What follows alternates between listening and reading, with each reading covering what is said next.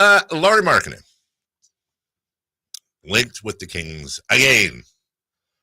The text line at 916-339-1140 is where you can talk and text, of course. YouTube, search Sactown Sports, subscribe. Hit 10,000 subscribers yesterday. Nice. The guys behind the scenes are doing a great job growing that channel that has been, I wouldn't say neglected, but, a lot more focus. See, when we focus on something, we're successful at it. You see that? That's going to be a theme today. Here's a comment. Lauri played for the Jazz. I'd miss games too. What? He also played for the Cleveland Cavs, where he played 61 games that year. And then before that, he actually played less games with the Bulls. So I feel like it's not the team, but all right. He played for the Jazz. I'd miss games too. One thing I've noticed, players under Mike Brown don't miss a lot of games. Go get Lauri now, in all caps. He's the win now move. Fits the scoring side of Brown's offense. Size at 4 like we need. He's the move for the Kings if we want to win a title. He's that piece. Not Kuzma, not any of these guys. And my question to that, because I see a bit of that. Mm-hmm. Who's playing defense? I'm just going to keep I know I'm the kid with his hand raised in class that no one wants to call on. I understand that. Who's playing defense? It's not Lauri. It's not Sabonis. It's Fox. It's Murray. Yeah. It's the team that was 15th in the league last year, and hopefully another year is better. I think that's an upgrade defensively. Size. Rebounding's part of defense. I don't know that it's not like it's like an upgrade from like Hydrox to Oreos. Like that's an upgrade. They're very similar. Okay. Like you're gonna have a 7-footer and a 6'10" guy on the front lines. That's great. Yeah. But neither is your guy, your defensive dude. Like, I worry about that frontline defense. I acknowledge that. And by the way, we're assuming it's Fox Monk Murray. Could be Fox Ellis Murray. If true. And now all of a sudden you're different. You're definitely. I'm not worried about the backcourt defense. Okay. I'm worried about the front court. Well, every player they're linked to isn't going to solve that. Yes, yes, that is correct. I agree with you there. So tell me the player that solves that. I don't think you can do it. I know what you're asking for. I don't think it's there. OG Anunoby would have solved that. Can't get him. No. I mean, you're saying solved. Again, we're talking about one player. Sabonis has some limitations. Like if you had OG Anunoby, that would help. But they still wouldn't have rim protection.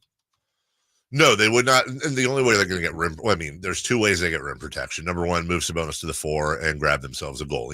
Honestly, you could, and it can't all be that. If I wanted just, rim protection, which I acknowledge we need, I'd go grab Clint Capella for $1, and put him at the 5. Yeah, that's gonna help you. A better team. I don't think you're a better team. I don't know that you are. So I think I think the contrast in all of these players, the contrast I'm talking about is the positives and the negatives that's always going to be the case, but I feel like it's very obvious in a lot of these situations. I think Markkanen and Ingram are similar in the sense that I think both fits are pretty good. I think the Markkanen fit on a positive, I think, is really good.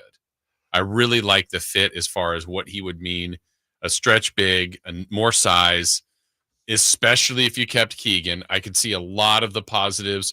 I think his contract today is a positive. In the future, it's a negative. I think dealing with Danny Ainge is a negative, but I think there's a lot of positives there. There are positives. Yeah, a lot of them. You now have a bona fide second scorer. You can now stretch the floor with Fox, whoever's at the 2. Yeah. Obviously, the spacing that this team works on. Yeah, you have 4 guys in your starting lineup, likely. Even really, honestly, whether it's Keon or Monk, you have 4 guys that can stretch the floor, and then Sabonis can just Sabonis. It will help rebounding. Mm-hmm. This guy that averages damn near a double-double. Yeah. Even though you have the leading rebounder for the last couple of years and the leading defensive rebounding team. Well, what's great, though, is that I don't one thing about Markkanen and Sabonis playing together is that they're not going to occupy a lot of the same space. Like they're not going to be duplicitous. They're not going to double up in the same part.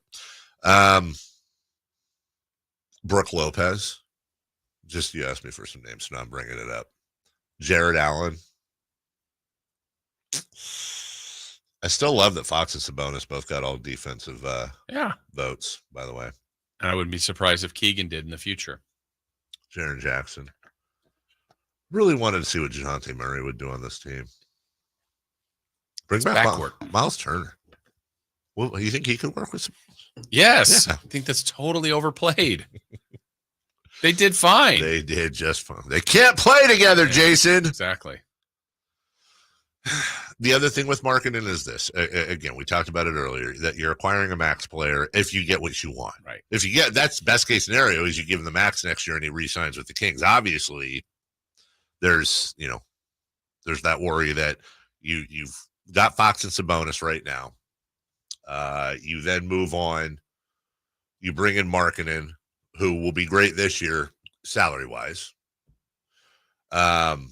But then you're going to have to give him the max next year. You'll have 3 max guys, plus you got to worry about Fox's extension, which will be maxi max. And then you're going to have to get, is Keegan Murray going to be a max player in 2 years? We hope so.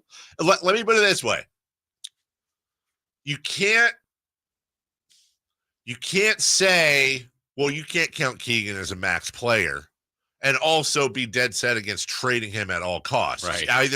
Either you don't want to trade him because of how good he's going to be, which means he'll be a max player, or you need to, if he's got a ton of value, you need to trade him right now. Yeah. I tend to lean in the other side, which is the way they throw out maxes these days, that Keegan Murray, if not a max player, is going to be a $25, $30 million a year player. All right, here's a what if for you.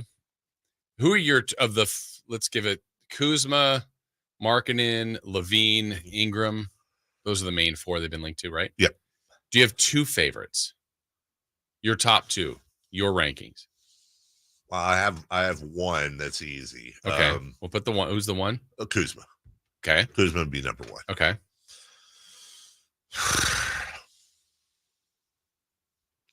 I honestly, Levine would be number 2 for me. Interesting. Because Levine would be number 2 for me if he wasn't locked up for 3 more years. Like if he was on an but everything that's here. Right.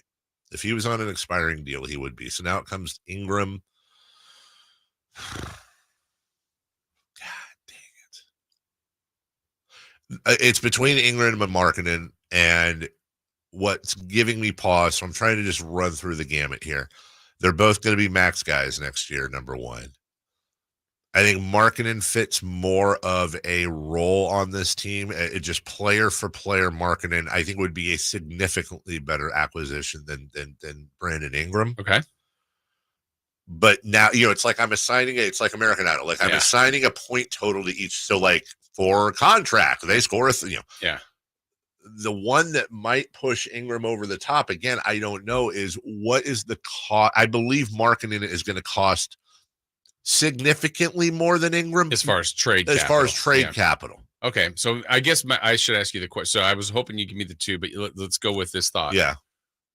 What if you could get 2 and it costs you Keegan? If you could get 2 of those 4, I would do it. Yeah, I would. Because I mean, in your first one is Kuzma, and I don't think that's didn't seem like whatever the offers were that would be that. But if that second player was Keegan, and obviously that would hurt, but now all of a sudden, if you had Kuzma and Ingram, Kuzma and Markkanen and Ingram, whatever it is. I'm arguing with myself now. Okay, but if with that the caveat, if Keegan was in play and you could get 2 of them, worth it? No. Okay. I got to argue against myself now. I can't go back. I can't sit here and say my major issue with these deals is who's playing defense. That's one of your better defenders. And then you're Price and Young, and you're trading arguably your best defender, if not top 2. Okay. Because now all of a sudden are we the Suns? Yeah. Are we just a great value version of the Suns? We don't have Durant and Booker, but we've got Fox and a bunch of guys that can score and rebound, and that's great. Yeah. But they're not the healthiest team, and no one's playing defense. There's no cohesion. There's no defensive cohesion. Mike Brown can only do so much with the ingredients he has. That's where it's now. Look, if you were involving Keegan in a deal where, okay, Again, this isn't going to happen, but let me here's a way where I would be like, okay. So if it was like a combination of Barnes and Keegan, but you were getting like Marcus Smart and Jaren Jackson somehow, okay. Now we're talking about something here. Now we're actually having a conversation where, well, okay, that might make sense. And by the way, I don't want to give up Keegan for anything, but just thought I'd throw it out there. No. It's a good conversation. We'll take a break when we come back. Safe or out? And then we'll get to U.S. soccer at the top of the hour. Dan Ruzanowski will join us late in the 9 o'clock, but a lot